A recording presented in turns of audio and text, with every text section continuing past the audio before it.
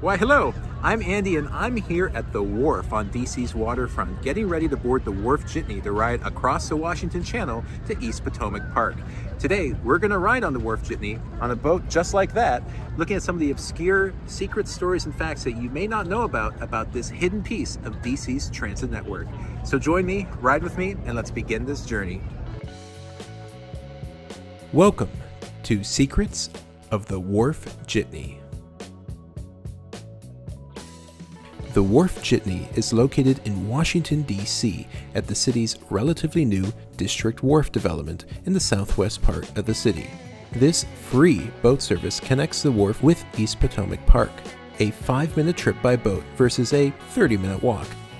Now the wharf actually does say if you miss the last boat of the day, you can just walk back to where you started. The boat is paid for and operated by The Wharf, the team of developers that operate the whole real estate development that opened in phases between 2017 and 2023. While the Wharf has a variety of restaurants, shops, and venues, East Potomac Park hosts a golf course, a mini golf course, and is a gateway to the tidal basin and all its monuments, but it's also home to Haynes Point, where you'll find some of DC's famous cherry blossoms. Now, actually riding the Wharf Jitney is easier said than done, as it has a fairly limited schedule. It runs only on Friday, Saturday, and Sunday from 12 to 6 p.m., from late March to November. And so, back in 2024, we decided to take a ride on the Wharf Jitney, but we were met with this unfortunate sign. And so, we were unable to ride it in 2024, and thought we'd try again during its first weekend of operation in March of 2025. All right, so we've made it back to the Wharf Jitney dock here at the wharf. It's a few months later, it's March of 2025, specifically the peak of cherry blossom seasons. We're not entirely sure where the boat is. It might be, that might be it over there. We're not sure, we're gonna see. I hope we're not 0 for 2 here. All we wanna do is ride this little boat. So, we called the Wharf's hotline, 202-337-9642. We actually spoke to someone very nice, but we asked like, hey, so where's this wharf? Where's this Wharf Jitney? And she said, well, do you see it? I was like, well, I don't see it. It's like, well, if you don't see it, that's probably because it's out in the water. To which I'm thinking, but we can see the whole route. We can see, like, where else would it be if it's not here? Anyway, you can also see where the sign used to be when we came here in March that said it was broken. So I don't know. Maybe, I don't know. All right, so here's the deal. We went over to go talk to the little boating kiosk here for Boating DC, and we asked, hey, where's the, what's going on with the Wharf Jitney? And it turns out we were talking to the captain of the Wharf Jitney, who was obviously not on the boat, as he told us, because there's some sort of malfunction with a coupler where the boat couldn't be put into the water. So they're working on it, so who knows when it'll be ready. And yeah, so I think we're 0 for 2 this time, but we are not gonna give up.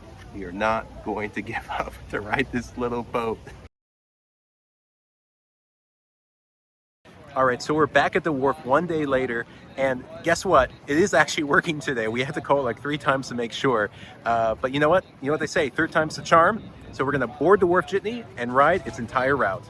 And joined by co-creator Max Finkelpearl, we finally boarded the Wharf Jitney.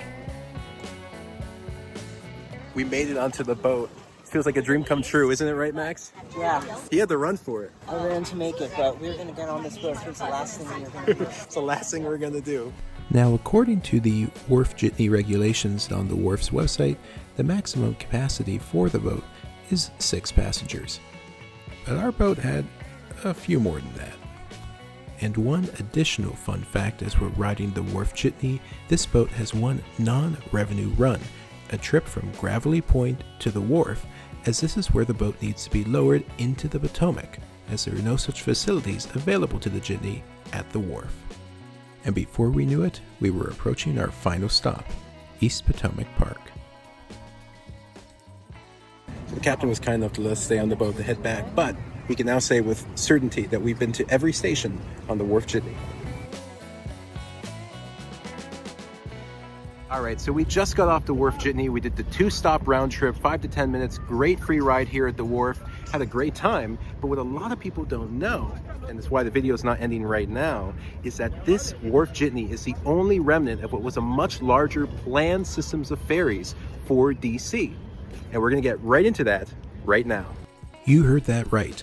Back in 2007, the DC region had a planned system of subsidized ferries that would have run between destinations such as Georgetown, Navy Yard, RFK Stadium, among others. And although never completed, this planned system did have a name. You've heard of the Metro. Say hello to the WETRO. The concept behind what would become the WETRO system has its origins at a chance meeting in 2007 between an unnamed DC Department of Transportation employee and an unnamed WMATA employee during a transit professionals happy hour at Town Hall, a formerly popular spot in Glover Park. When discussing the DC Metro's limited crossings of the Potomac River and the Anacostia River, the DDOT employee came up with the idea of a publicly run ferry system that could, for either no fare or a $1 fare, operate between the DMV's existing waterfront destinations in a manner similar to the recently opened DC Circulator. The WMATA employee enthusiastically agreed, and the two began to scribble the route map onto this napkin, which this YouTube channel has obtained through our mysterious network of informants and moles. The plan would ultimately be formalized by a coalition of stakeholders, including WMATA, DDOT, Maryland DOT, and Virginia DOT, all of whom were excited about contributing to such a grand system. A plan for the system was released later that year, which you can see here.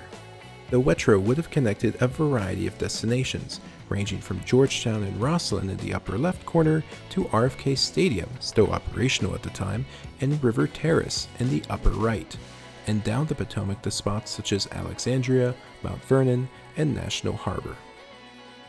There would have been three main types of service: the river local lines, which would go to all local points along the Anacostia and Potomac rivers; the Potomac Express, which would go between Alexandria, Mount Vernon, and National Harbor to places in DC and Arlington; and the Pentagon Express, which would connect the Pentagon with Georgetown and Navy Yard.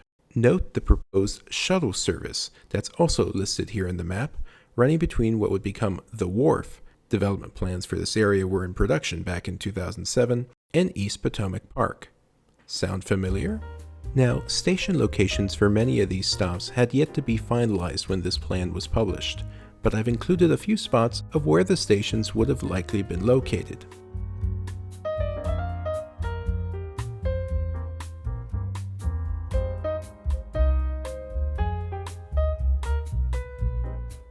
Now, one idea that had actually been originally proposed on the napkin, or actually on the second napkin, but never made it to the official plan, was the idea of having some ferry routes go inland. Now you heard me right. The WETRO system in its grandest plans would have utilized DC's old Tiber Creek.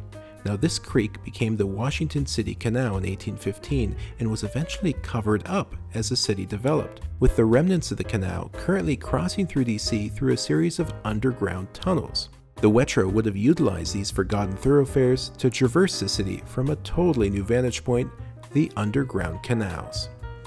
One entrance to the WETRO's inland routes can still be seen today if you go to Navy Yard. And one of the entrances into that abandoned canal system that they were planning to use for those underground downtown stations, you can actually find here at Navy Yard, once again, over here. Nonetheless, this idea was quickly scuttled given the high cost and the general absurdity of the plan. While the published plan was still very much conceptual and the station locations were generally unknown, some design work did begin, and one station location was officially chosen at Navy Yard Ballpark.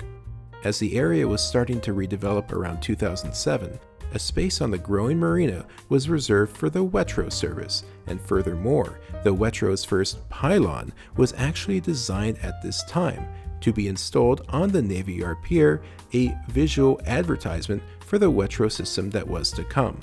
But remember, all of this planning was going on in 2007, and even the best laid plans couldn't stand up against the Great Recession of 2008.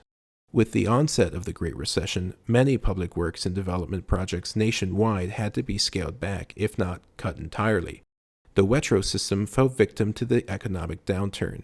and the excitement that had built up over the past year dissipated almost immediately. Very, very quietly, all of the system's sponsors disappeared. The WETRO system fell faster than it had risen, but not without some lasting impacts on DC's waterways. Most visibly, the idea for a consistent ferry service was actually taken up in 2008 by the Potomac Water Taxi, which started service first between National Harbor and Alexandria, later expanding to the wharf in Georgetown.